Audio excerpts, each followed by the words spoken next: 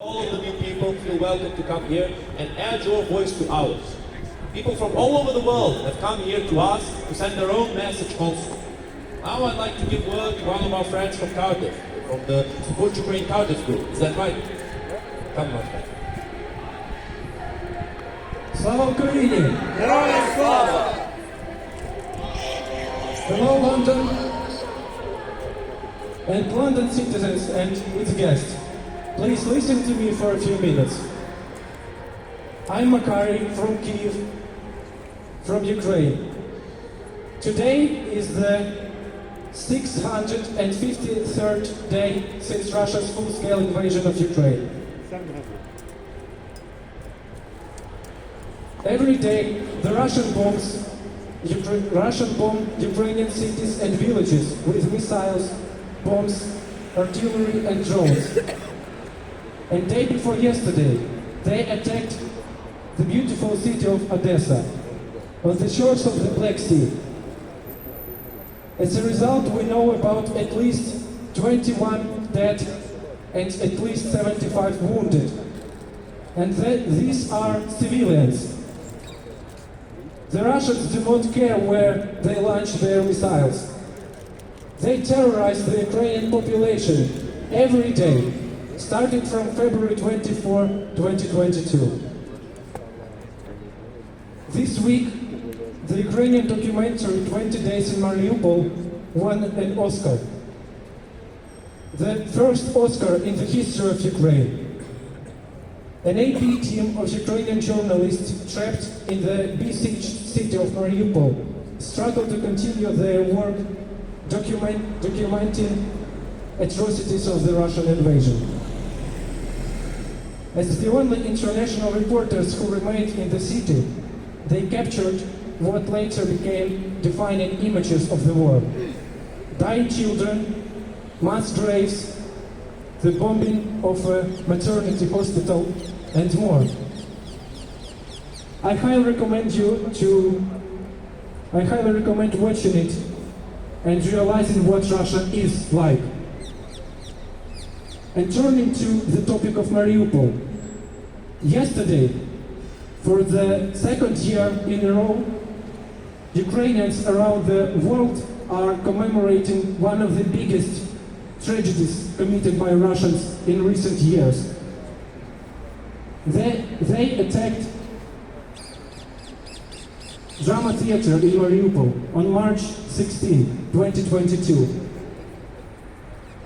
The strike killed between 600 and 1,100 civilians, but the true number is unknown.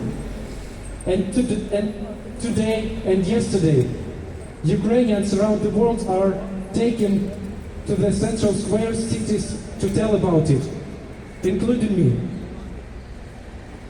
The heart of Mariupol. Meet with friends for drama. Make a drama date. Go to a performance in a drama theater and choose the best seats on the ground floor. Such was our beautiful life. Drama featured Christmas trees, summer festivals and winter fairs. Parades of traditional Ukrainian clothes is in a Ukrainian city and special, each has its own. Events that will be remembered forever. The drama theater in Mariupol was, without exaggeration, the heart of the city. For the last time before the full-scale war, Mariupol residents also gathered near the drama theater. Then people raised yellow and blue flags to show the united and Ukrainian face of our city. Not much time will pass and only a bleeding wound will remain on this site of the most famous building in Mariupol. Exactly 2 years ago, on March 16, 2022, the Russians committed one of the biggest crimes against humanity, which shocked the whole world. The Russian army dropped 2 aerial bombs on a drama theater where women, elderly people and children were hiding from the shelling. Now the drama theater is a symbol of a crippled city and indescribable pain. The Russians did not stop the inscription children. After the invasion of the Russians, the people of Mariupol constantly came to the theater with the hope of evacuation. But the buses, which were supposed to take people from hell, did not arrive again and again, due to the shelling of the occupiers. And in addition, the building itself was constantly inhabited by civilians. Some lived in the bomb shelter that was in the drama theater. Some in the audience hall and dressing rooms. People tried to cook from leftover food, hide from shelling and waited for rescue. Near the children of the drama theater, the word "children" was written in huge letters. The people of Mariupol hoped that this would protect it from bombings. But the children did not stop the occupiers. On March 16, 2022, Russians dropped 2 aerial bombs on the building. Russian planes dropped 2 500 kilograms bombs on the theater. They fell next to each other and detonated almost simultaneously. Hundreds of people died under the rubble. I want to remind you that the war is not going on somewhere in Ukraine, but the war is going on here in Europe. And it is useless to hope that the Russians will stop in Ukraine. They will go further. And you can ignore all this for a long time. Do not notice the elephant in your room. But sooner or later, this elephant will grow up and become much bigger. And it will be too late to stop it. And the best way to prevent the Third World War is to help Ukraine now, in particular with weapons, medical equipment, medicine, volunteering, and money. Yes, the war in Ukraine continues, the biggest war since Second World War. Yes, our cities are shelled every day. Yes, Russia kills Ukrainians every day. Yes, we work hard. Yes, we try to live even during wartime. Yes, we keep fighting. Yes, we need the world's support. Yes, we need more weapons. Yes, negotiations with terrorists are impossible. And yes, we will win. I would like to call you Stand with Ukraine, but I changed my mind. So I call you Win with Ukraine. Because we only need victory. Victory over this infernal evil. Above evil called Russia and Russians.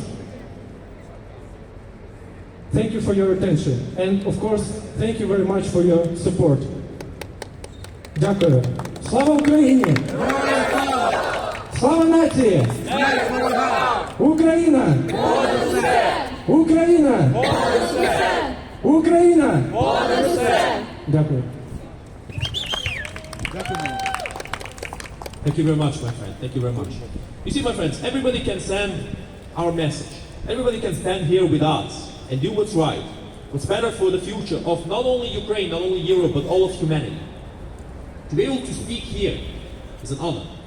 And it's very important that we have this ability now, here, in this country where there is freedom of speech, where people remember the price at which this freedom of speech came, where people cherish it. Not in countries such as Russia, where they have a little wordplay in Russian. I will indulge in that, in this little mention, my friends. They say the word "демократия," but they change it to "гермократия," which is the word shit combined with democracy. And this is something that they do on a regular basis. No arguments, no defense, just pure ignorance. You know, oftentimes we have faced against many people who are supporting the Russian terrorist regime. And personally, I believe it's very important for us to be able to speak to these individuals head on, so that everybody who can see us interact can see who has the good points and who has the ignorance, who has the stupidity, who has the lack of decorum.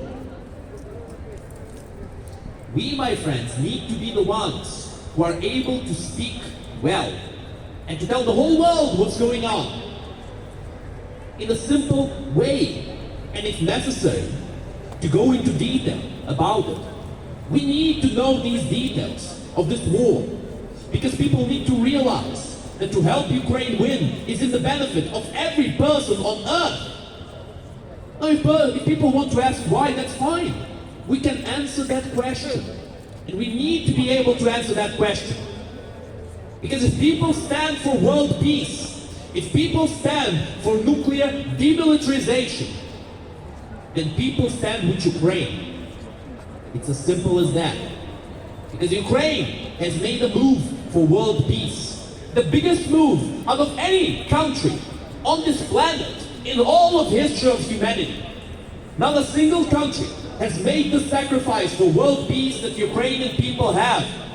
To give up the third biggest nuclear arsenal in the world in exchange of nothing more but a peace agreement with Russia, the main country that had the potential to invade, and the country that ended up invading us in the end.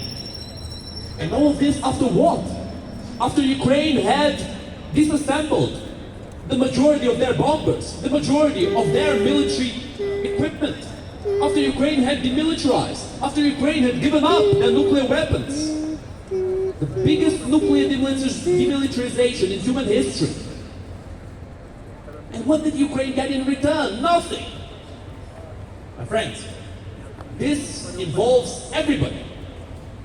Because if people want the many countries of this world to accumulate, to amass more and more and more nukes, and one day run the risk of blowing it all to smithereens, then sure, support Russia then. If you want humanity to die in a nuclear holocaust, go right ahead and join Putin. But if you want a future for humanity, a future that does not involve the extermination of mankind, a future of peace, of prosperity, of freedom, then Ukraine is your only option in this war. And standing aside and letting it sort itself out is not an option, my friends. That is always going to work in the benefit of Russia. Ukraine needs help. Ukraine can't beat Russia by itself. We have a smaller population. We have less industry. We have less wealth. It's impossible for us to beat Russia with no help. But if Ukraine still had those nuclear weapons, you can be damn sure that Russia would not dare attack us. But of course, if we want this president to succeed, the president that if you do not have nuclear weapons, you're nothing more than a victim. You're nothing more but somebody who will be victimized one day or another.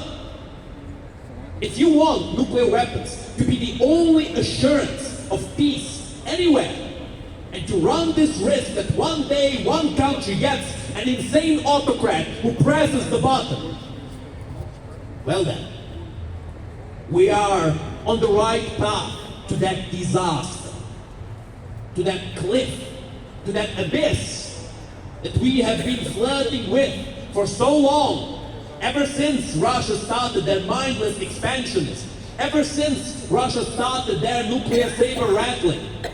This path has been getting closer and closer. Because my friends, you need to remember one thing above all. The likeliest possibility of Russia using nuclear weapons comes if the West does nothing to prevent Russia from expanding.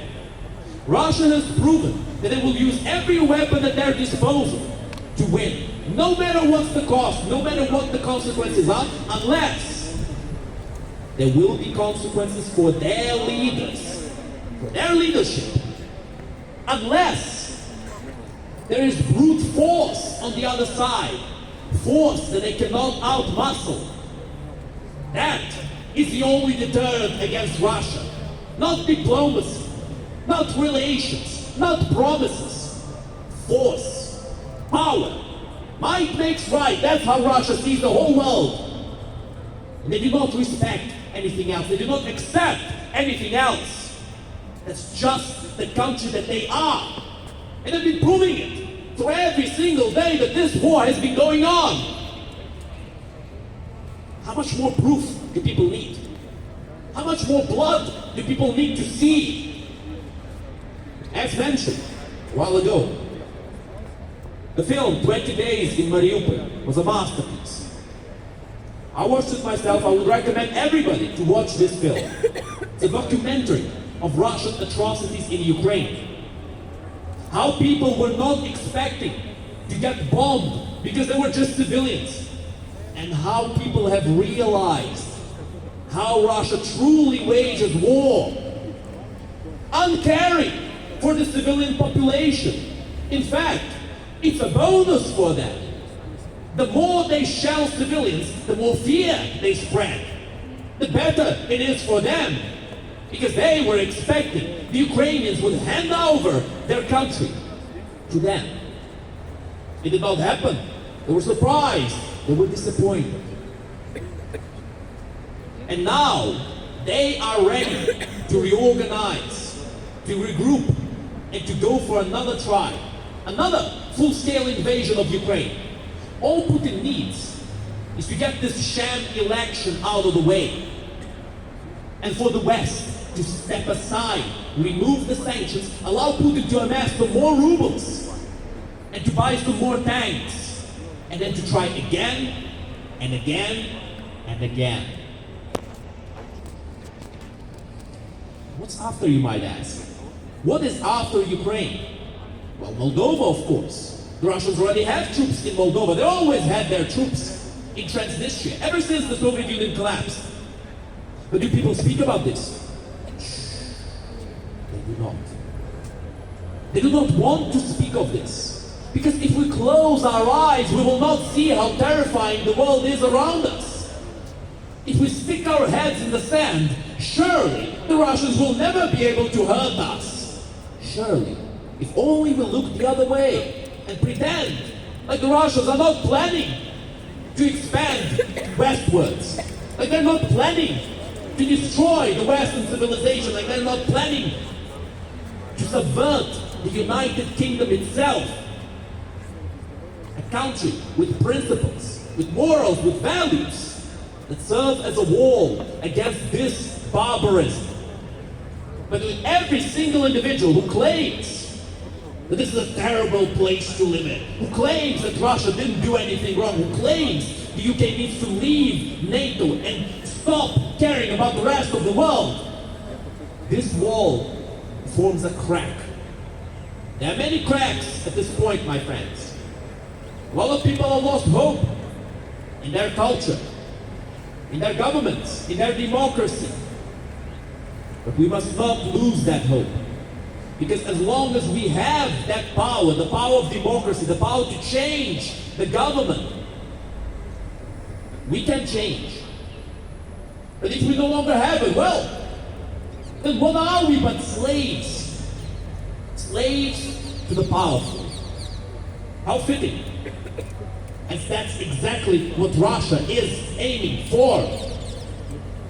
Stop Russia, stop the war! Stop Russia, stop the war! Stop Russia, stop the war! Stop Russia, stop the war! Stop Russia, stop the war! Stop Russia, stop the war! Help Ukraine protect peace! Help Ukraine protect peace! Help Ukraine protect peace! Help Ukraine protect peace! Help Ukraine protect peace! Help Ukraine protect peace. Arm Ukraine as you promised. Arm Ukraine as you promised. Arm Ukraine as you promised. Arm Ukraine as you promised. Arm Ukraine as you promised. Arm Ukraine as you promised.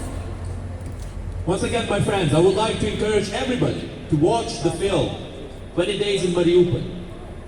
It is shocking. I'm not going to lie to you. It's not for the faint of heart. But it's good that it is shocking. It's good that people will finally see the visceral reality of war. Because it would seem like people have forgotten. People no longer understand what we're playing with here. Channel 4 streaming, thank you. On Channel 4 streaming, you can see the film 20 Days in Mariupol. Thank you very much. That's good. That's useful. Only for 30 days. Oh, hurry up, guys. Hurry up. Channel 4 streaming. 20 Days in Mariupol. Check it out. You know, only for a while, guys, so hurry up. You should definitely check it out. It's definitely worth it. It is definitively worth it. You know, personally, I am of the opinion that people need to see misery. They need to see what's going on so that they are able to avoid it. So that they're able to understand what they're playing with. These conversations about glorious wars, they are spread by people who have never experienced war, or by the propagandists. We need to avoid war as much as possible, but when that war reaches us, we need to be able to defend ourselves. Because, my friends, there are things worse than war. It's when you are incapable to defend yourself, incapable to fight for your existence, incapable to assert your life on this earth. Then, it's no longer war, but instead it's an extermination. That is the option that Ukrainian people have. War or extermination. Let everybody understand this. Ukrainians never had the option of peace. That option was never on the table. It would either be complete submission to Russia, and then they would do another extermination, just like during the Soviet Union. They have perpetrated the Holodomor that killed 10 million Ukrainian people via man-made starvation. Indeed. And such things could happen again. Many, many times. Similar things to the Cultural Revolution in China. Similar things to the Great Leap Forward. The question is, do we want to see the Chinese Communist Party as the pinnacle, as something to strive for, or do we want to see a better world? We have Mao Zedong, Stalin, Hitler on one hand, and we have freedom on the other. Individuals, corrupt individuals, who are fine with exterminating millions for their personal gain, or a better future in which we are the ones who decide what happens in the world. At this moment, my friends, people have this power in this country, in the free world. They have the ability to vote, they have the ability to choose. But this ability is slipping through their fingers with every single advantage that Russia gains, with every single day that this war continues. This war needs to stop. And the only way to stop it is to stop the Russian terrorist regime. There are no other ways. The Russians have made sure of that. They have made sure to remove every single other option from the table. And now, to leave us, the Ukrainian people, with a choice of defending ourselves or to be exterminated. It's a good thing that people here do not have to make such a terrible choice. It's a good thing. However, my friends, we cannot expect freedom and safety to be eternal. These are ephemeral privileges that certain countries on this planet have amassed throughout millennia of history. And these privileges can be lost like that In a millisecond of carelessness, where each country decides that all of a sudden, although they are not self-sufficient, suddenly they do not care about anything that happens beyond their borders. And that's the truly funny part. This country, just like every country in Europe and vast majority of countries in the world, is not self-sufficient. Almost no countries are self-sufficient.